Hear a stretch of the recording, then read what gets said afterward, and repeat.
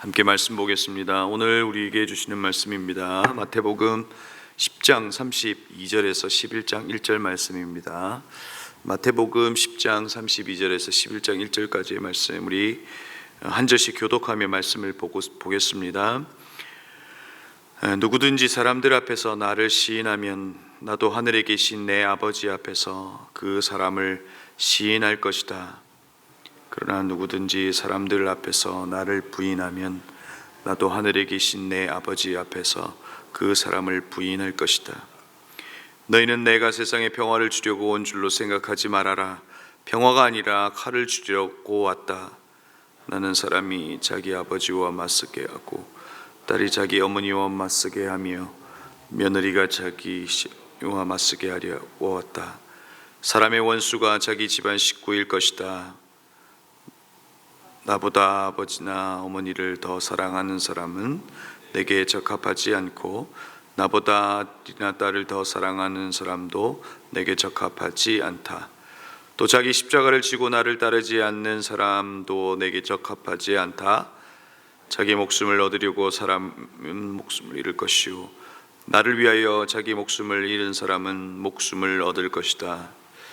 너희를 맞아들이는 사람은 나를 맞아들이는 것이요 나를 맞아들이는 사람은 나를 보내신 분을 맞아들이는 것이다.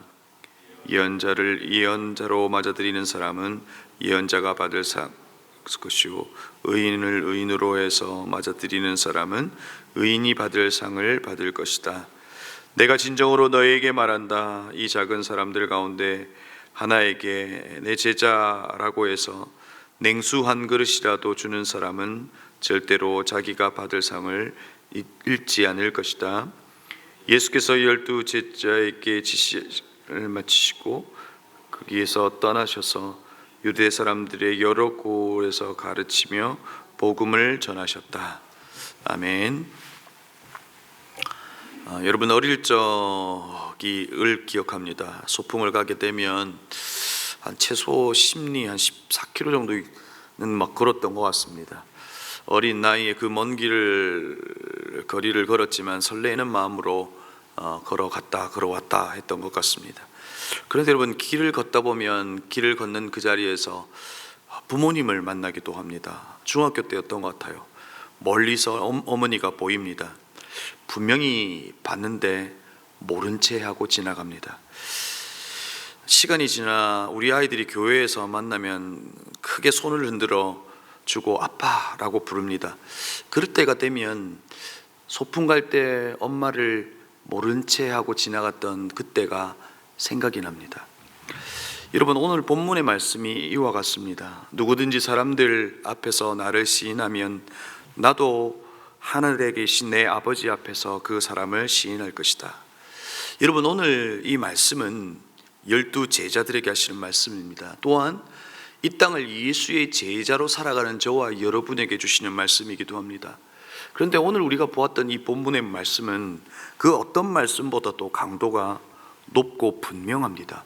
그래서 이것이 예수님께서 하신 말씀이 맞나 할 정도로 어떻게 보면 예수께서 지금까지 하셨던 말씀과는 좀 다르다 하는 생각을 합니다. 그러나 제자들에게 분명하게 말씀하십니다. 누구든지 사람들 앞에서 나를 시인하면 나도 하늘에 계신 내 아버지 앞에서 그 사람을 시인할 것이다. 그리고 34절에서는 사람들 앞에서 나를 부인하면이라고 하는 것으로 시인과 부인이라고 하는 이 단어를 대조하면서 오늘 이 말씀을 기술하고 있죠. 예수님을 나의 구주로 시인하는 것과 사실 무엇이 연결될 수 있습니까? 바로 예수님과 어떤 관계를 가지고 있느냐가 결정되는 겁니다. 나의 운명을 결정해 주시는 분으로 알고 있는 것으로 끝나는 것이 아니라 그분의 관계 속에서 우리는 그분에 대한 시인이 나온다는 겁니다. 그 확고한 믿음으로부터 나올 수 있는 동의가 바로 시인이라는 것이죠. 또한 예수님을 시인한다는 것은 시인을 하는 이들의 결속을 가질 수 있는 것이죠.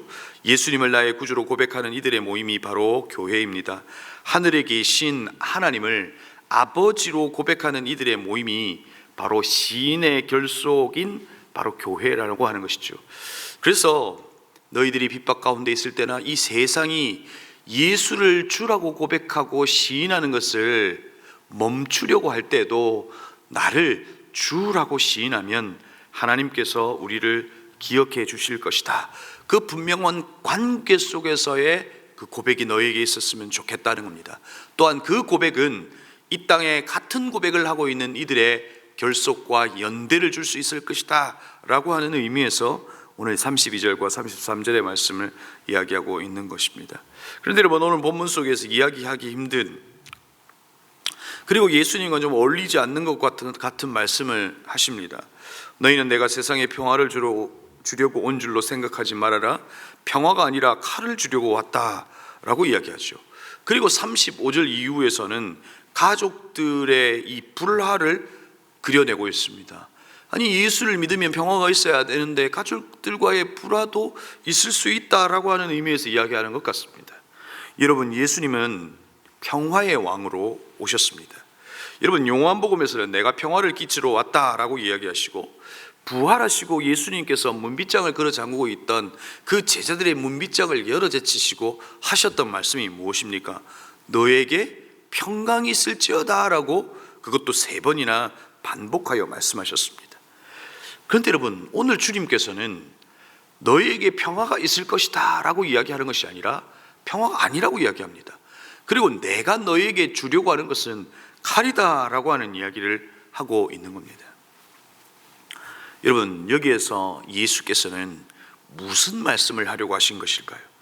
여러분, 평화는 겨울에 눈이 내리듯 내리는 것이 아니라는 겁니다. 당시에 이스라엘 백성들이 서로 주고받았던 인사 가운데 이 평화라고 하는 의미의 인사가 바로 샬롬입니다. 평안하십니까? 라고 인사를 물어보죠. 그러나 당시 시대적 배경 속에서 이 샬롬이라고 하는 이 평화가 전제되어야 할 것이 무엇입니까? 핍박과 고난 속에서 벗어났느냐라고 하는 의미에서 샬롬이라고 묻게 되는 거죠. 여러분, 이것은 우리의 인사와 또 연결될 수 있습니다. 지금은 이렇게 인사를 하지 않는 것 같아요. 잘하지 않는 것 같은데 예전에는 이런 인사를 많이 했습니다. 진지 잡수셨습니까? 라고 하는 인사를 했습니다. 여러분, 이 인사의 배경이 무엇입니까? 6.25 전쟁을 겪고 이 먹을 것이 없는 시대 속에서 한 끼 드셨습니까? 라고 하는 것으로 안부를 물었습니다. 한 끼를 드셨습니까? 라고 하는 것으로, 인사하는 것으로 그 사람의 안녕을 물어보았던 겁니다. 이처럼 당시에도 샬롬이라고 하는 인사 속에서도 그 평화와 이 평강의 전제 조건은 바로 그 핍박과 고난과 아픔과 멸시 속에서 살아냈느냐라고 하는 것을 묻고 있는 것이죠. 여러분, 평화는 싸움이 없는 상태가 사실은 아닐 수 있다는 겁니다. 갈등이 없는 상태, 그냥 하얀 눈이 덮여 내리는 그런 상태가 아닐 수 있다는 겁니다. 평화는 하나님과의 관계 회복을 1차적으로는 의미합니다. 그러니까 이 에이레나라고 하는 이 평강이라고 하는 것은 바로 일치와 연합을 의미하는데, 그리스도를 통하여 하나님과 연합되는 것, 이것 속에서 주어지는 것이 바로 평강인데, 1차적으로는 그런 의미를 가지고 있습니다. 또한 2차적으로는 이 땅을 살아가는 제자들을 향하여 너희들의 가지고 있는 사명은 이 땅의 평화를 조성하고 평화를 누릴 수 있도록 한다는 겁니다. 그래서 평화를 깨뜨리는 과의 충돌은 필연적일 수 있다 하는 것을 이야기하고 있는 겁니다. 여러분, 이것을 단순히 군사적인 어떤 충돌, 그런 것으로 이해해서는 안 됩니다. 이어 나오는 가족들과의 연대, 가족들과의 관계도 끊어질 수 있다라고 하는 이야기를 통해서 예수님을 구주로 고백하고 평강의 왕이신 그분을 따르는 삶을 살아낼 때 다른 고백 속에서 이런 사회적 분리도 있을 수 있다라고 하는 이야기를 하고 있는 겁니다. 하나님의 다스림과 하나님의 주권을 거절하는 사람들이 있는 한 평화의 왕을 따르는 것과 갈등과 충돌은 필연적일 수 있다는 이야기를 하고 있는 겁니다. 예수님의 12 제자들에게, 그리고 이 땅을 살아가는 저와 여러분들에게 그 샬롬을 주기 위한 갈등과 충돌은 있을 수 있다, 각오하라 라고 하는 이야기를 하고 있는 것이죠. 그러면서 여러분 계속해서 나오는 37절에서 39절은 제자의 길을 가는 이들에게 치러야 될 대가가 있다 하고 이야기하는 겁니다.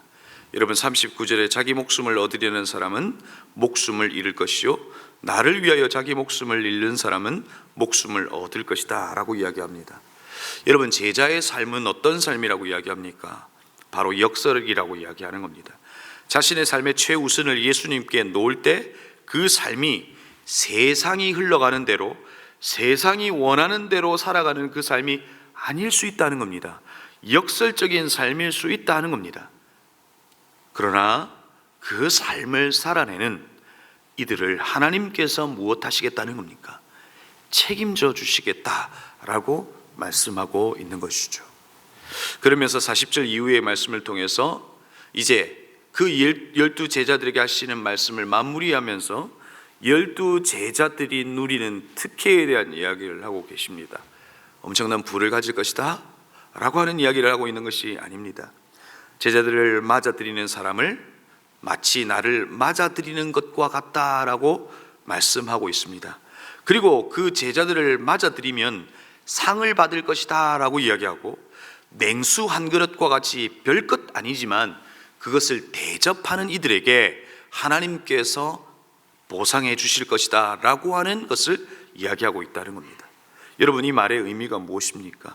제자들을 맞아들이는 사람은 마치 나를 맞아들이는 것과 같다라고 하는 것으로 제자들과 예수 그리스도가 그리고 하나님이 동등하다라고 하는 이야기를 해주고 있는 겁니다. 이것은 제자들에게 얼마나 큰 위로가 되겠습니까? 여러분 이 땅을 살아가면서 역설적 삶을 살아가야 되고 핍박과 고난 속에서 세상이 살아내는 방식과 전혀 다른 삶의 방식에서 복음으로 살아내야 될 제자들과 저와 여러분 속에서 핍박과 고난과 고통은 당연한 것일 수 있지만 그렇게 살아내는 삶이 하나님과 동등하다라고 하는 것이 여러분 얼마나 큰 위로가 되겠냐는 거예요. 아들이신 예수 그리스도가 누리고 있는 그 모든 것을 예수 그리스도를 나의 구주로 하나님을 나의 아버지라고 고백하는 이 땅을 살아가는 예수의 제자들과 동등하다라고 하는 것이 얼마나 위로가 되겠냐는 거예요. 아들이 누릴 수 있는 모든 것을 제자들 또한 누릴 수 있다라고 하는 것이 얼마나 큰 위로가 되겠냐는 겁니다. 오늘 그것을 이야기하고 있는 것이죠. 그러면서 오늘 11장 1절로 오늘 본문이 끝이 납니다. 예수께서 12 제자를 제자에게 지시하기를 마치고 거기에서 떠나셔서 유대 사람들이 여러 고을에서 가르치며 복음을 전하셨다. 여러분 예수님께서는 12 제자들에게 지시하시고 예수께서는 유대 사람들이 여러 고을로 같이 가시면서 이제 제자들이 해야 될 그 사역을 예수께서 모범이 되셔서 하고 계십니다. 예수께서는 제자를 부르셔서 그들에게 무엇하기를 원하셨습니까? 10장 1절에 보면 그들에게 주셨던 미션이 뭡니까? 바로 고치시고 예수의 권능으로 복음을 전하여 회복케 하고 생명을 전하는 일이 그들이 해야 될 일이라는 겁니다. 하나님의 나라의 복음을 전하는 그 일이 예수의 제자들이 해야 될 일이라는 겁니다. 그 예수께서 오늘 선수 모범이 되셔서 그것을 보여주고 계십니다. 그런데 여러분 예수 그리스도께서는 치유와 회복을 통해서 하나님의 나라가 어떤 곳인가를 보여주시고 계시고 그리고 예수 그리스도가 하나님이라고 하는 것을 계속해서 자신을 증명해 보이면서 걸어가고 계십니다. 그러면서 예수 그리스도는 12 제자들에게 가르치셨고 또 모범이 되셨습니다. 그런데 그 예수 그리스도는 어떻게 되십니까? 십자가에 죽으시고 그는 부활하셔서 이 땅에 살아있는 존재로 영원히 계신 것이 아니라 그분은 승천하십니다. 예수 그리스도가 이 땅에 계시지 않는다는 겁니다. 그러면 그 예수 그리스도가 누구를 통하여 증거되어야 된다는 겁니까? 바로 이 땅을 살아가는 예수의 제자들, 역설의 삶을 살아가는 저와 여러분을 통해서 예수 그리스도를 보여주라는 겁니다. 예수 그리스도를 보여주는 것이 그것이 바로 증거이고, 예수 그리스도를 보여주는 이들이 증인인 저와 여러분이라는 겁니다.